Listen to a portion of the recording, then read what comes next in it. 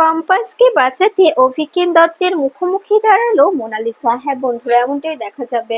বিস্তারিত জানতে ভিডিওটিতে লাইক দিয়ে চ্যানেলটি সাবস্ক্রাইব করে শুরু থেকে শেষ অবধি দেখতে থাকো। গল্পের শুরুতেই দেখা যাবে কম্পাস বলতে থাকে, আমি জানি তোমরা ভয় পেয়ে সমস্তটা বলছো। প্লিজ তোমরা বলো, তোমাদেরকে কে বা কারা ভয় দেখিয়েছে? আমি জানি যে তোমরা নিজ ইচ্ছে কিছু বলছো না, তোমাদের দিয়ে এই কথাগুলো বলানো হচ্ছে। তোমাদের মুখ দেখে বোঝা যাচ্ছে আমি তোমাদের উপরে বিন্দুমাত্র রাগ করিনি। প্লিজ তোমরা আমাকে বলো, তোমরা যদি আমাকে সত্যিটা বলো তবে আমি তোমাদের হেল্প করতে পারবো। তখনই দেখা যাবে মেয়েগুলো বলতে থাকে, না ম্যাম, আমরা কোনো ভয় পাইনি। আপনি আপনি সত্যি আমাদের দিয়ে এই কাজটা করিয়েছেন, কেন অস্বীকার করছেন বলুন তো? বুঝতেই তো পারছি না কেন এমন করছেন। তখনই দেখা যাবে এ কথা শুনে রুদ্র বলতে থাকে, প্লিজ বোন, তোমরা তোমরা এভাবে এভাবে মিথ্যে কথা বলো না। তোমরা যদি সত্যি কোনো ভয় পেয়ে কথাগুলো বলতে থাকো তবে আমাদের সামনে সমস্তটা বলো, আমরা তোমাদের প্রোটেকশন দেওয়ার ব্যবস্থা করব, আমরা তোমাদের সেফ রাখার ব্যবস্থা করব, আমরা তোমাদের সমস্ত বন্দোবস্ত করে দেব। তখনই এ কথা শুনে দেখা যাবে দেখা যাবে কম্পাস বলতে থাকে, দাদা ভাই, ওদের বেশি চাপ দিও না। আমার বিশ্বাস ওদের চোখ মুখ দেখে আমি বুঝতে পারছি যে ওরা প্রচন্ড ভয় পেয়ে আছে। ওদেরকে কোনোভাবে ভয় দেখানো হয়েছে, কোনো জিনিস নিয়ে ভয় দেখানো হয়েছে, কিন্তু ওরা ওরা ভয়েতে কিছু বলতে পারছে না। তাই আমি চাই না যে ওদের জোর করে কিছু জানার চেষ্টা করা হোক। ওদেরকে জোর করবে না প্লিজ।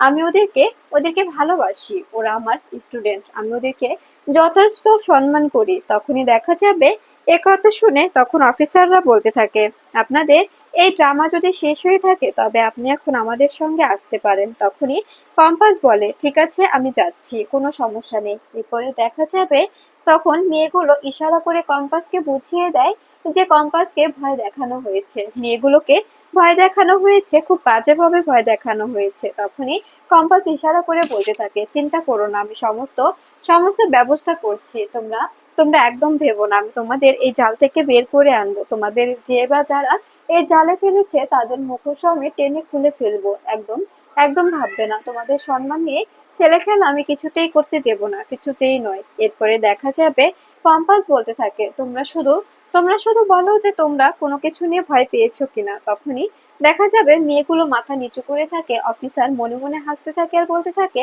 আপনি যতই চেষ্টা করুন ওদের মুখ থেকে কথা বের করার, ওরা কোনোভাবেই কথা বের করবে না। ওদেরকে এমন ভয় দেখিয়েছে না, ওরা ওরা নিজেদের জীবন দিতে রাজি থাকবে, কিন্তু ওরা ওরা কোনোভাবে মুখ খুলতে রাজি হবে না। এ কথা শুনে দেখা যাবে তখন দেখা যাবে কম্পাস অফিসারদের সঙ্গে চলে যায়। এরপরে পৃথা কান্নায় ভেঙে পড়লে তখনই অরিন বলতে থাকে, মা, এভাবে কেন কান্না করছো বলো তো? এভাবে কান্না করে কি হবে? আমি বুঝতে পারছি না তুমি এভাবে কান্না করে কেন অযথা এরকম করে ঝামেলা করছো। তখনই দেখা যাবে এদিকে এদিকে বিহান বারবার গাড়িতে বসে প্রান্তিককে ফোন করতে থাকে। এরপরে প্রান্তিক ফোন ধরতে বিহান বলতে থাকে, প্রান্তিকদা, একটা ঘটনা ঘটে গেছে যার কারণে আমি তোমাকে ফোন করছি। তখনই এ কথা শুনে দেখা যাবে প্রান্তিক বলতে থাকে, হ্যাঁ বিহান, বলো কি হয়েছে? তখনই বিহান বলে, আমি বুঝতে পারছি না তোমাকে ব্যাপারটা কি করে বলি।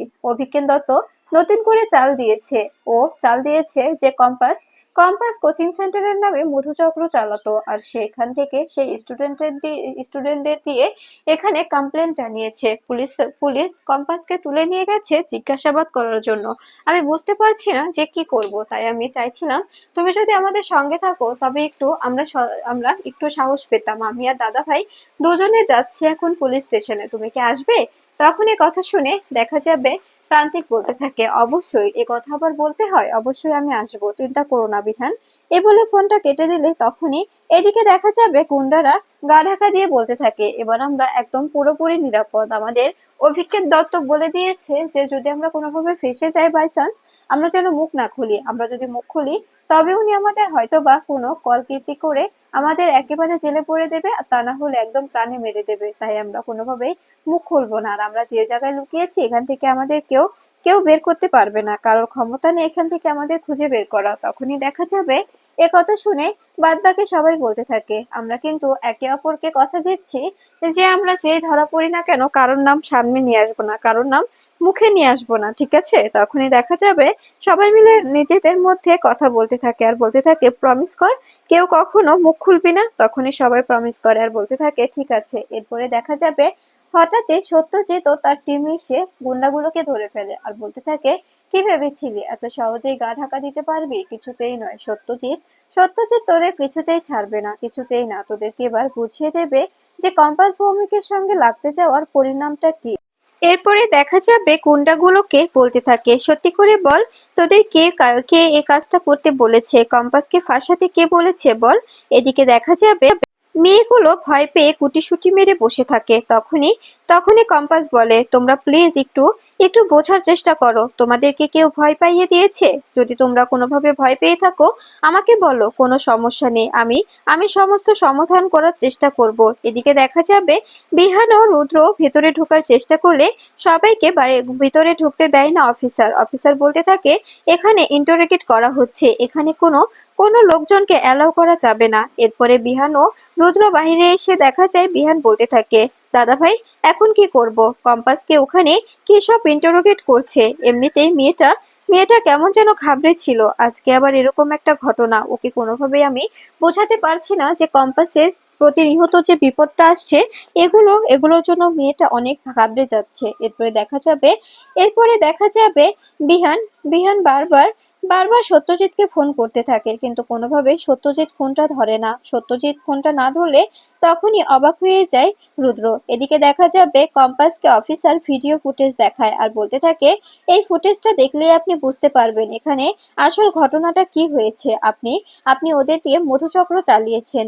ভিডিও ফুটেজ দেখে অবাক হয়ে যায় কম্পাস। কম্পাস বলতে থাকে, আপনারা আপনারা এই মিথ্যে নাটকটা কেন করছেন? ছি, আপনারা আপনারা আমাকে ফাঁসানোর জন্য এই ফুলের মতো ফুটফুটে বাচ্চাদের দিয়ে এত জঘন্য একটা কাজ করিয়েছেন। আপনাকে দেখে আমার লজ্জা করছে। আপনি একজন অফিসার হয়ে, আইনের রক্ষক হয়ে এরকম একটা নোংরা জঘন্য কাজ কি করে করতে পারেন বলতে পারেন? আপনাকে দেখে আমি সত্যি অবাক হয়ে যাচ্ছি। তখনই দেখা যাবে অফিসার বলতে থাকে, আপনাকে আপনাকে যেটুকু করতে বলা হচ্ছে সেটুকুই করুন। আপনি আপনি স্টেটমেন্ট দিন যে আপনি সত্যি সত্যি মধুচক্র চালিয়েছেন। তখনই কম্পাস বলে, আমি যেটা করিনি সেটা আমি কিছুতেই স্বীকার করব না। আমি তো এমন কোনো অন্যায় করিনি যেটা আমি স্বীকার করব। তখন এই কথা শুনে দেখা যাবে দেখা যাবে মেয়েগুলোর দিকে তাকিয়ে কম্পাস বলতে থাকে, দেখতে পাচ্ছেন ওরা কতটা ভয় পেয়ে আছে। ওরা কত দূর থেকে কত কষ্ট করে পড়তে আসে, আপনাদের কোনো ধারণা আছে? আর ওদের নিয়ে আপনারা এরকম একটা নোংরা জঘন্য খেলায় মেতে উঠেছেন। আমাকে ফাঁসানোর জন্য ওই মেয়েগুলোর ভবিষ্যৎ অন্ধকার করে দিচ্ছেন। আপনি একজন আইনের রক্ষক হয়ে এটা কি করে করতে পারেন, আমি কি জানতে পারি? তখন এই কথা শুনে অফিসার বলতে থাকে, আপনাকে সেই কৈফিয়ত দিতে আমি বাধ্য নই। আর একটা কথা মাথায় রাখবেন, আপনাকে যেটুকু করতে বলা হচ্ছে সেটুকু করুন, তা না হলে কিন্তু আরো আরো ভয়ঙ্কর ঘটনা ঘটতে পারে। তখন এই কথা শুনে কম্পাস বলতে থাকে, আপনি কি আমাকে থ্রেট করছেন? আপনি আমাকে ওপেন থ্রেট করছেন তাই তো? আমি আপনাকে চ্যালেঞ্জ করছি। আমি আমি একাই সমস্ত কিছু প্রমাণ করে দেব। কাউকে কাউকে প্রয়োজন হবে না। এই কম্পাস ভূমি কি করতে পারে কি করতে না পারে আপনার কোনো ধারণা নেই। তখনই দেখা যাবে এ কথা শুনে অফিসার বলতে থাকে, কিচ্ছু করতে পারবে না, কিচ্ছু না। তোমাকে কিছু করার সুযোগ দেওয়াই হবে না। তুমি কি করবে বলো তো? তখনই কম্পাস বলে, আপনারা বাড়াবাড়ি করছেন। এদিকে দেখা যাবে প্রান্তিক চলে এলে তখনই তখনই বিহান প্রান্তিককে বলতে থাকে, প্রান্তিক বাবু আমি বুঝতে পারছি না যে এখন কি হবে। কম্পাসকে ওরা অযথা এভাবে আটকে রেখেছে। তখনই প্রান্তিক রেগে যায় আর বলতে থাকে, ওরা একজন আইনের রক্ষক হয়ে এরকম একটা কাজ কি করে করতে পারে? ওদেরকে আমি ছাড়বো না, আমি কিছুতেই ছাড়বো না। এই অভিজ্ঞান দত্তের জন্য পুরো পুরো পরিবারটা নষ্ট হয়ে যাচ্ছে। তোমাদের পুরো পরিবারটা শেষ হয়ে যাচ্ছে। ওকে আমি দেখে নেব। এরপরে দেখা যাবে বিহান বলতে থাকে, প্লিজ প্রান্তিক দা একটু শান্ত হও। এভাবে এভাবে উত্তেজিত হয়ে পড়ো না, নিজেকে সামলাও। তখনই প্রান্তিক বলে, আমি বুঝতে পারছি না উনি আসলে চাইছেনটা কি, ওনার উদ্দেশ্যটা কি। উনি কি কোনোভাবে কিছু চাইছেন? যেটা চাইছেন সেটা পরিষ্কারভাবে বললেই তো পারে। এভাবে অযথা চারপাশ থেকে ঘিরে কেন নিচ্ছে? এরপরে রুদ্র বলতে থাকে, সেটাই তো লাখ টাকার প্রশ্ন, সেটাই তো বুঝতে পারছি না যে উনি আসলে চাইছেনটা কি। তখনই দেখা যাবে বিহান বলতে থাকে, প্রান্তিক বাবু আপনি একদম একদম চিন্তা করবেন না। আমরা আমরা সমস্ত কিছু নিজেদের মধ্যে ঠিকঠাক করে নেওয়ার চেষ্টা করব। এদিকে দেখা যাবে কম্পাসকে থ্রেট করে অফিসার। তখনই কম্পাস বলে, আপনাকে আমি উচিত শিক্ষা দেব। আপনি হয়তো বা অসৎ পুলিশ, কিন্তু সৎ পুলিশও কিন্তু অনেক আছে।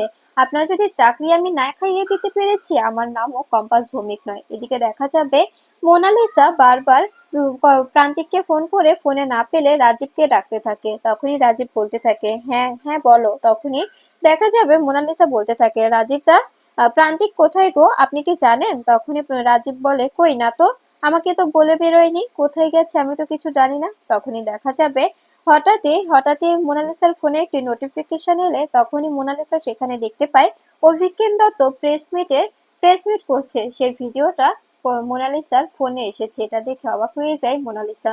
মোনালিসা ভিডিওটা পুরোটাই দেখতে থাকে। এদিকে দেখা যাবে কিঞ্জল ঋতুজাকে ফোন করে সমস্ত কিছু বললে ঋতুজা বলতে থাকে, আমি আমি বুঝতে পারছি না এই অভিজ্ঞান দত্ত কি চাইছে। তোমরা টিভি ছেড়ে দেখো, উনি উনি প্রেস মিট করছে, কম্পাসকে নিয়ে আজে বাজে কথা বলছে। এরপরে দেখা যাবে টিভি ছেড়ে টিভিতে দেখতে অবাক হয়ে যায় বাড়ির সবাই। এদিকে দেখা যাবে সাংবাদিকের সামনে অভিজ্ঞান দত্ত বলতে থাকে, কম্পাস ভৌমিক আরো অনেক জঘন্য কাজ করতে পারে, কিন্তু ও সবার সামনে ইনোসেন্ট সেজে ঘুরে বেড়ায়, ভালো মানুষ সেজে ঘুরে বেড়ায়। এদিকে মোনালিসা সমস্তটা দেখে বলতে থাকে, দাদু এতটা নিচে নামতে পারে আমি ভাবতেও পারছি না। দাদু যে এতটা নিচু হতে পারে আমি সত্যি কল্পনাতেও আনতে পারছি না। আমি যে দাদুকে অন্ধের মতো বিশ্বাস করতাম, ভগবানের মতো ভক্তি করতাম, আর আজকে সে দাদু আমার পিঠে এভাবে ছুরি মারছে, দাদু এভাবে এভাবে সমস্ত কিছু নষ্ট করে দিচ্ছে। এরপরে দেখা যাবে এদিকে অভিকেন দত্তের কথা শুনে সবাই অবাক হয়ে যায়। আর তখন পৃথা বলতে থাকে, আমি বুঝতে পারছি না এই লোকটা আসলে চাইছেটা কি, এই লোকটা কেন আমাদের পরিবারের পেছনে আদা জল খেয়ে লেগে আছে, আমি তো এটাই বুঝতে পারছি না। লোকটা লোকটা খুব খুব খারাপ। এ যদি এর লোকটা কেন যে আমাদের পরিবারের সঙ্গে জুড়ে গিয়েছিল, এই লোকটাকে কেনই যে আমাদের সঙ্গে পরিচয় করিয়েছিল দাদা, এটাই তো আমি বুঝতে পারছি না। এদিকে মোনালিসা বলে, দাদু তুমি কাজটা একদম ঠিক করোনি, এবার আমি তোমার মুখোমুখি দাঁড়াবো। আমি আমি অনেক সহ্য করেছি, তোমাকে অনেক প্রশ্রয় দিয়েছি, কিন্তু আর নয়, এবার তোমার মুখোমুখি দাঁড়ানোর সময় এসে গেছে। এবার আমি তোমার মুখোমুখি দাঁড়াবো, তোমাকে প্রশ্ন করব, তুমি কেন এমনটা করছো, কেন কেন করছো এমনটা? তুমি তো জানো যে কম্পাস কতটা কতটা কষ্ট করে সমস্ত কিছু গুছিয়ে নিচ্ছে, তুমি কেন অযথা কম্পাসের এই কষ্টটা সফল হতে দিচ্ছ না? এদিকে দেখা যাবে মুক্তি আজে বাজে কথা বলতে থাকে চৌধুরীদের নিয়ে ও কম্পাসকে নিয়ে। বলতে থাকে, কম্পাস শুধু একা নয়, ওকে ওকে সাহায্য করেছে পুরো চৌধুরী পরিবার। চৌধুরী পরিবারেরও মত ছিল, ওরা তো এখন টাকার জন্য অনেক নিঃস্ব হয়ে গেছে, তাই ওরা যা নয় তাই করতে রাজি, ওরা সমস্ত কিছু করতে রাজি আছে। এ কথা শুনে দেখা যাবে তখন পৃথা বলতে থাকে, এই মহিলা কখনো ভালো হবে না, এই মহিলার কখনো ভালো হবে না। ও সারাটা জীবন এভাবে ভেসে ভেসে বেড়াবে, সারাটা জীবন আমাদের বাড়িতেই থাকলো, আমাদের বাড়িটা খেলো, আর এখন আমাদের বাড়ির দুর্নাম করছে। বুঝতে পারছো এই মহিলা কতটা ভয়ঙ্কর, কতটা দুর্দান্ত? এদিকে দেখা যাবে রশ্মিকা দূরে এসে সেনাপতিকে ফোন করে আর বলতে থাকে, তোমার মা এসব কি করেছে সেনাপতি? তোমার মা কি শুরু করেছে? তুমি তুমি আমাকে হেল্প করছো, আমার পাশে দাঁড়াচ্ছ, আর ওদিকে তোমার মা আমাদের পরিবারের নামে এত কিছু বলে যাচ্ছে, এত বদনাম করছে, আমি কিন্তু এটা মেনে নেব না। তখনই দেখা যাবে সেনাপতি বলতে থাকে, আসলে আমি আমার মায়ের সঙ্গে সেভাবে সম্পর্ক রাখি না রশ্মিকা, তুমি বিশ্বাস করো আমি আমার মায়ের সঙ্গে সেভাবে কথা বলি না। তখনই রশ্মিকা বলে, আমি বুঝতে পারছি না যে তুমি আসলে কি চাইছো। তোমার মা আমাদের পরিবারকে এভাবে পথে বসিয়ে দিল, তোমার মা আমাদের সঙ্গে এরকম একটা নোংরা খেলায় মেতে উঠেছে। তখনই দেখা যাবে এদিকে পৃথা বলতে থাকে, আমি বুঝতে পারছি না ওদিকে কি হচ্ছে, ওদিকে কম্পাসটা এখন কি করছে, কম্পাসের সঙ্গে ওরাই বা কি করছে, এটা আমি কি করে বুঝবো? এদিকে কম্পাস বলতে থাকে, আমি আমি আপনাকে চ্যালেঞ্জ করছি, আমি এখান থেকে বেরিয়ে যাবো আর আপনার চাকরিটাও আমি খেয়ে নেব। আপনি আপনি ঘুষ খেয়ে টাকা পেয়ে এরকম কাজ করছেন, তাই তো? কার থেকে টাকা খেয়েছেন বলুন তো?